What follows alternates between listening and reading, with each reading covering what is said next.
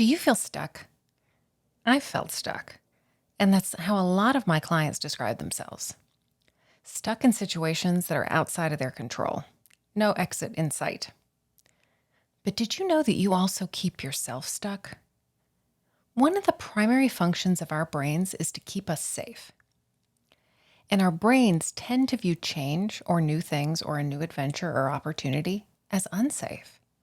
Better to stay here, even if we're unhappy, because we know the lay of the land. Better the known disappointment than the unknown possibility. Today, I'm going to share with you 5 ways that we conspire to keep ourselves stuck. How we get in our own way when it comes to pursuing our dreams for what we want, and especially what we want for the second half of our lives.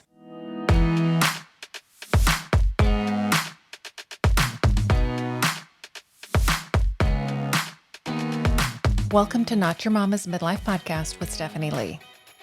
On this show, we're going to talk about the experiences of high-achieving women and men across industries at about the midpoint in their careers who are no longer satisfied to let life happen to them. Together, we're going to purposefully create the second half of our lives by addressing burnout and overwork, getting clarity on how we're creating our experience of our lives, how we're conspiring to keep ourselves stuck, identifying and articulating what it is that we really want for the second half of our lives, and identifying a plan to achieve it.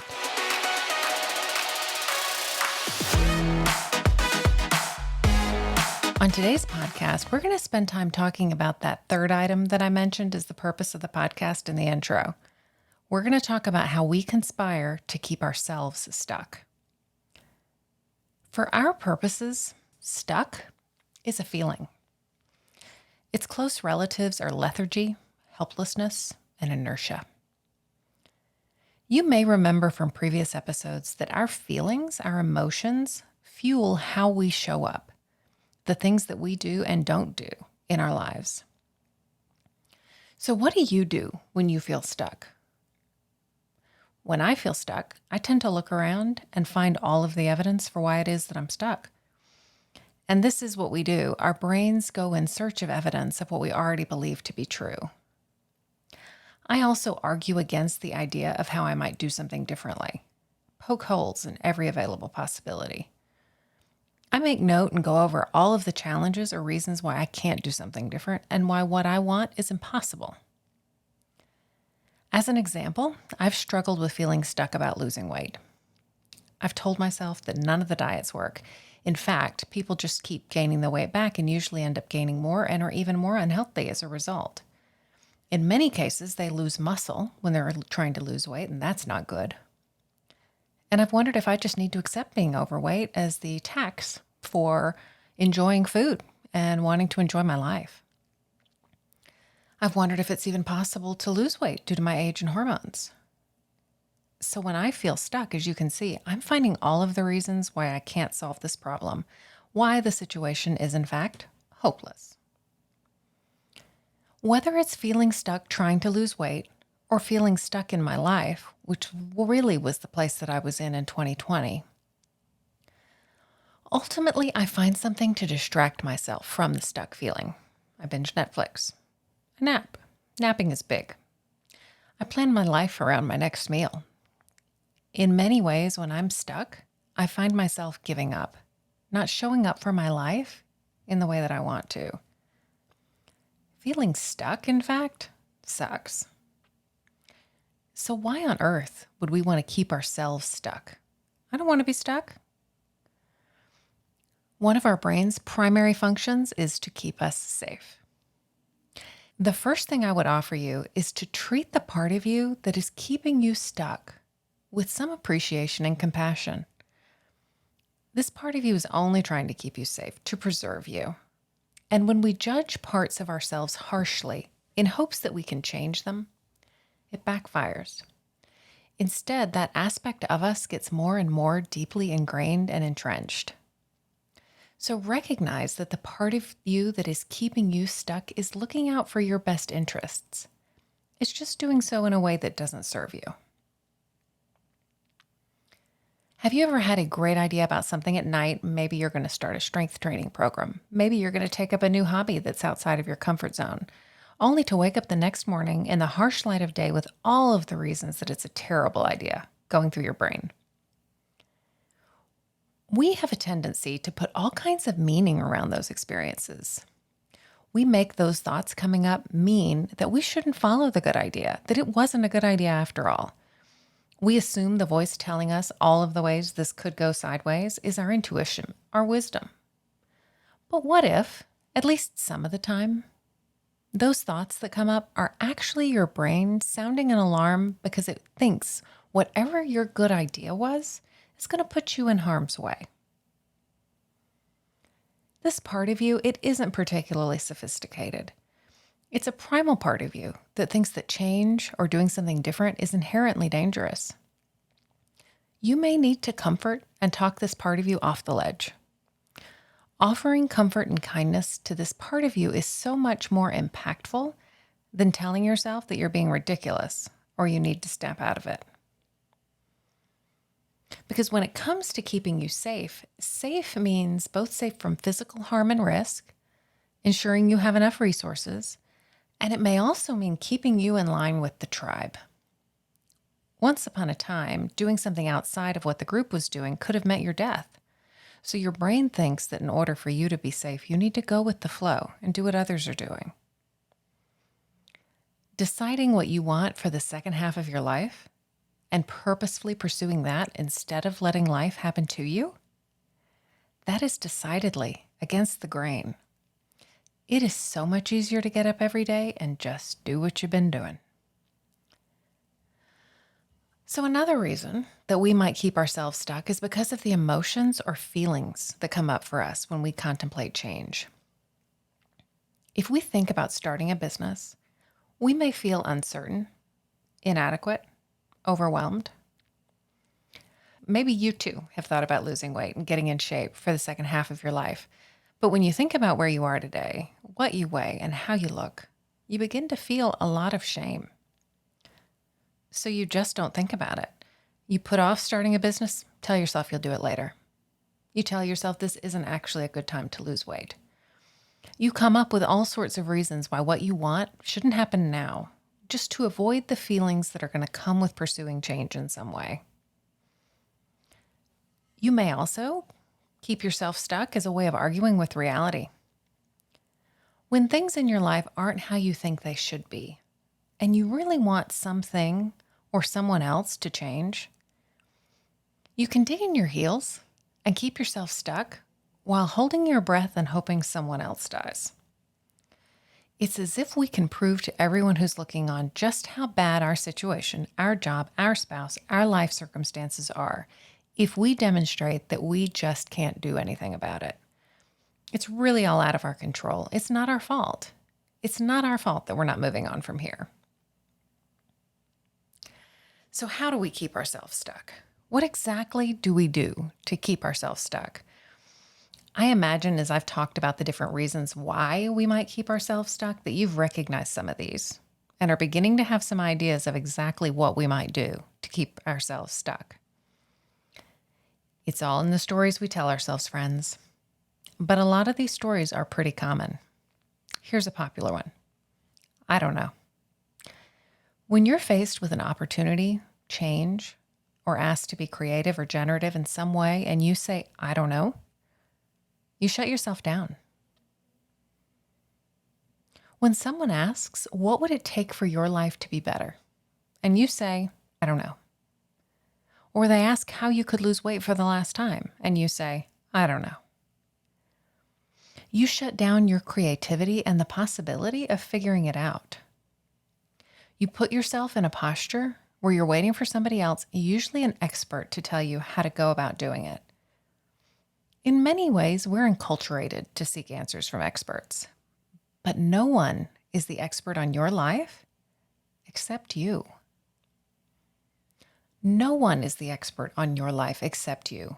If you don't know, no one does. And if you don't know right now, so what? Everyone didn't know at one time or another. So you figure it out.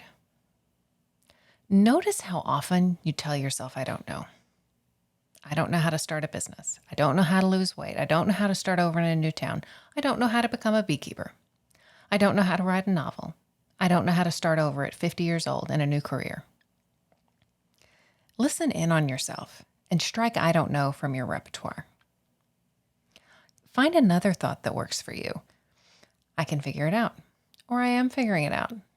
Maybe simply, I'm learning. Interestingly, when I ask clients questions in coaching sessions, I notice how often their immediate answer, their immediate go-to is, I don't know. And usually, after the client realizes that I'm not going to just move on and accept that, they then start to answer the question. So maybe you can allow your I don't know to serve as a gateway for you instead of a way to shut yourself down and keep yourself stuck. So here's another popular story we tell ourselves to keep ourselves stuck. Other people are super special, sparkly unicorns. We see other people's successes and we rationalize them away. It's easier for her. She's different than I am. He came from money. He had no money and nothing to lose. She had a spouse to support her when she made that change. He didn't have any family he had to worry about. You can see how we can write these stories even when other people's circumstances are entirely opposite. In that example, for one person, she was able to do the thing because of her family support. In another, he was able to do the thing because he didn't have any family to worry about getting in the way.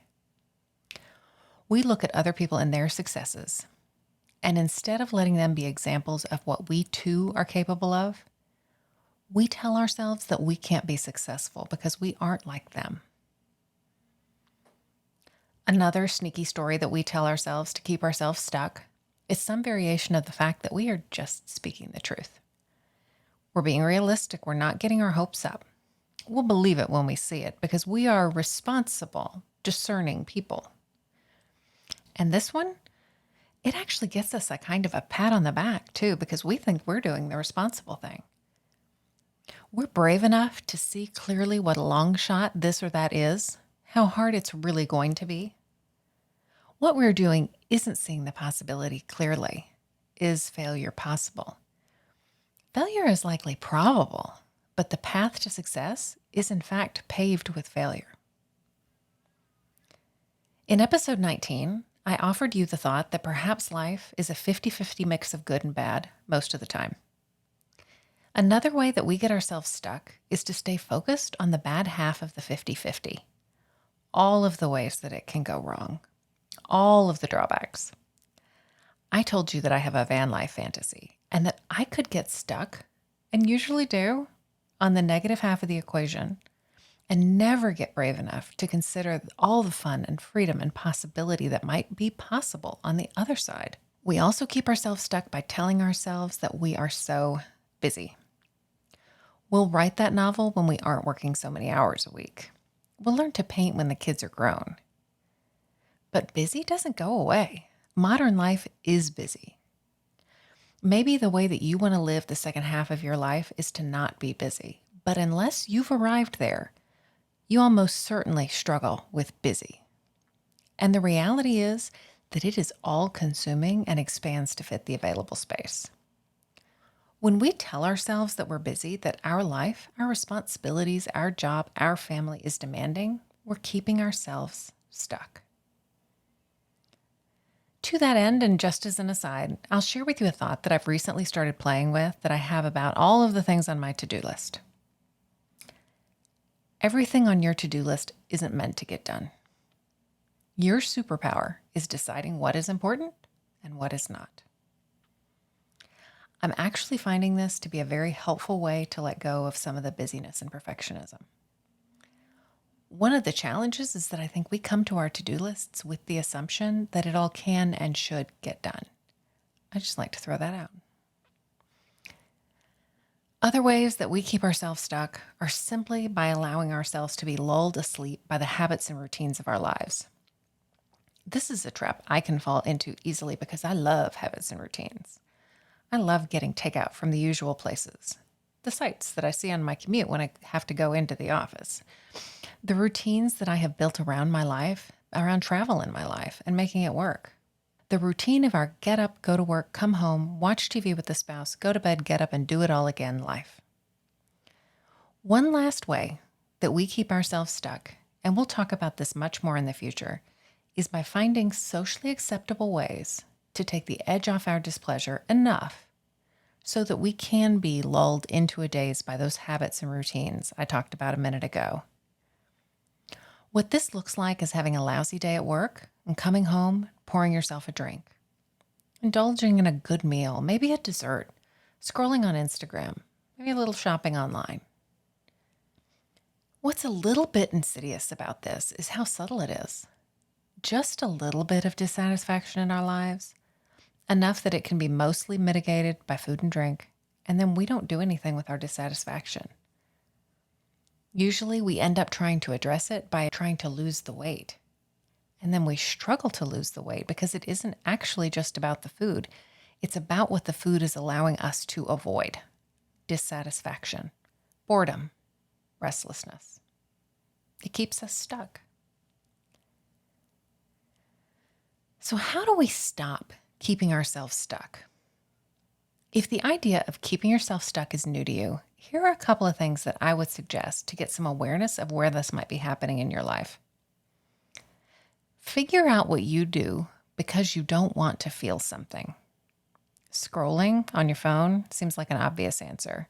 How often do you pick up your phone from your desk, maybe at work, when you've got something to do you just don't quite want to do? Send that email to that person or deal with this other project. I'll just pick it up. I'll check my email here. Maybe I end up scrolling a little bit. Some of the most popular things that people do in order to not feel something are going to be eating, drinking, scrolling, shopping online, or even playing video games.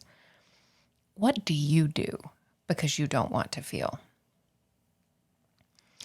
When you can get a sense of what those behaviors are, you can catch yourself in the act. And not because you're going to throw down the game console and stop playing, but so that you can then take some time to figure out what it is that you're trying to avoid. Why? This is where the insight and awareness happens. What are you trying to avoid? Are you brave enough to look into those realities? And if you're not yet brave enough, that's totally okay. If you need help to begin looking at those things that you want to avoid more closely, reach out to me and let's set up a discovery call and look at it together. As a coach friend said to me recently, I'm available to support you if you would like to be supported. On today's episode, we talked about how and why we keep ourselves stuck. As you consider what you want for your next chapters, the second half of your life, something that you will want to look at closely is the ways that you get in your own way. So what came up for you as you listened to this? Where do you see yourself getting in your own way? Go to stephanieleecoaching.com/episode 21 and find not only the show notes for this episode, but a worksheet to walk you through some of what we talked about above and identify those ways you might be keeping yourself stuck. That's at stephanieleecoaching.com/episode 21. This link is in the description of the podcast app or YouTube if you're watching there.